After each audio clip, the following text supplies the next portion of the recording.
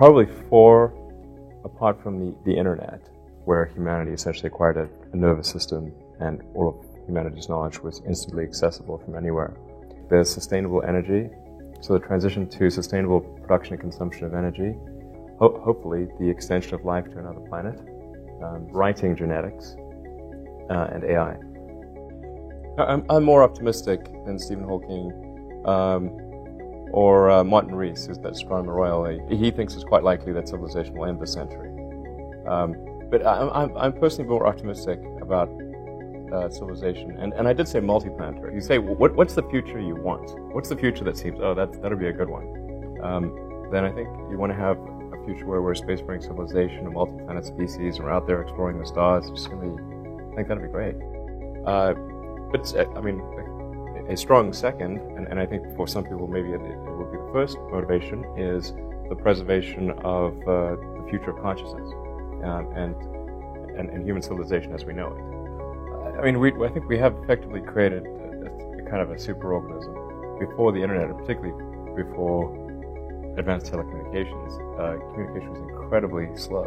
It would have to go from one person, literally, to another. Suddenly, all the world's information, all of humanity's knowledge, is instantly available to any person.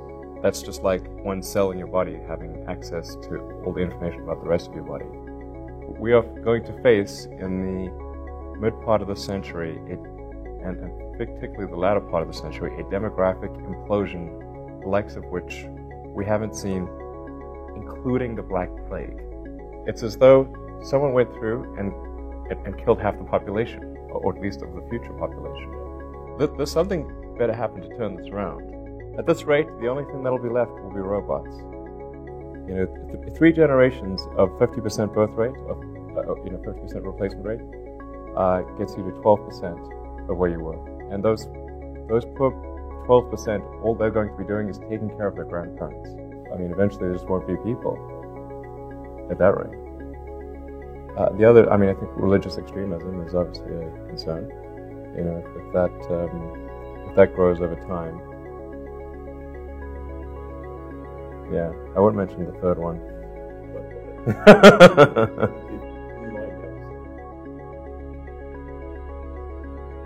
I hope the AI is nice to us.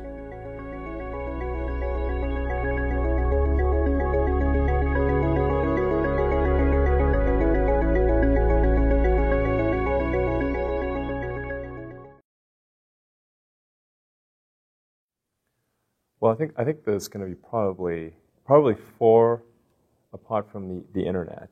There's the internet as sort of class as one sort of really big innovation, where humanity essentially acquired a nervous system and all of humanity's knowledge was instantly accessible from anywhere. But in the other areas, I think there's sustainable energy, so the transition to sustainable production and consumption of energy, hopefully the extension of life to another planet, sort of depends on what pace progress is made in space transport and how long somebody lives, I guess. But then reading and we have reading genetics more or less, but writing genetics and AI. You have a confidence that we have the capacity to do those things, the human species. We're doing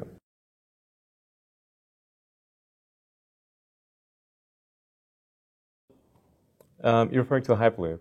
I was reading about the high-speed rail project in California, and it just didn't. It seemed like we were going backwards.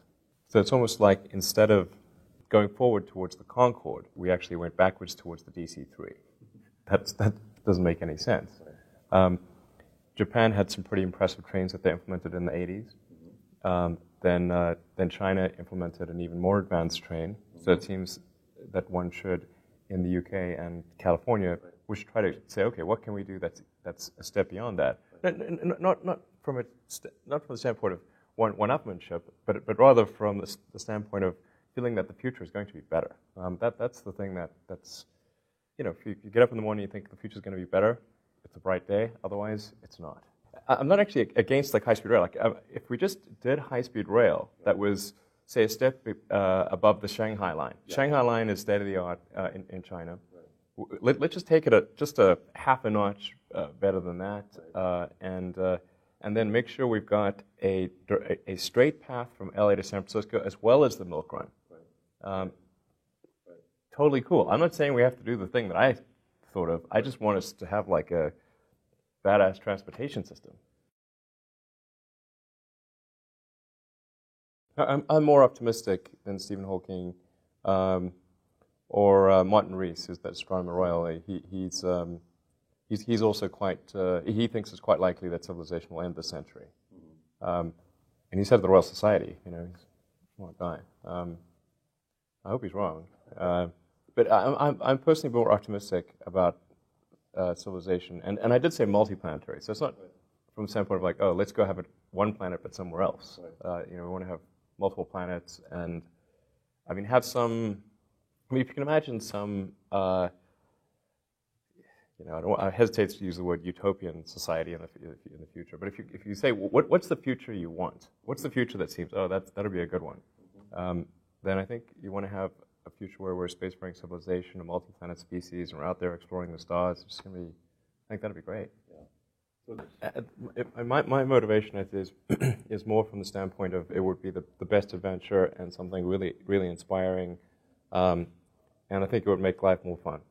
And I think that's personally the thing that motivates me the most. But I mean, a strong second, and I think for some people maybe it would be the first motivation, is the preservation of the future of consciousness and human civilization as we know it, which is much more likely if we're on multiple planets than if we're on one. The human consciousness has not been around very long from an evolutionary standpoint. It's really just like, feels to me like there was this little light that appeared suddenly, you know, Earth after 4.5 billion years.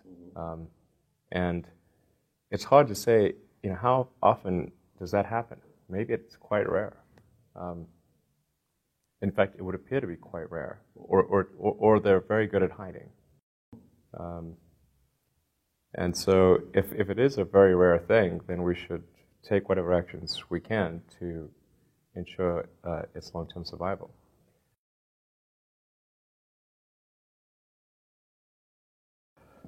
I mean, I think we have effectively created a kind of a superorganism.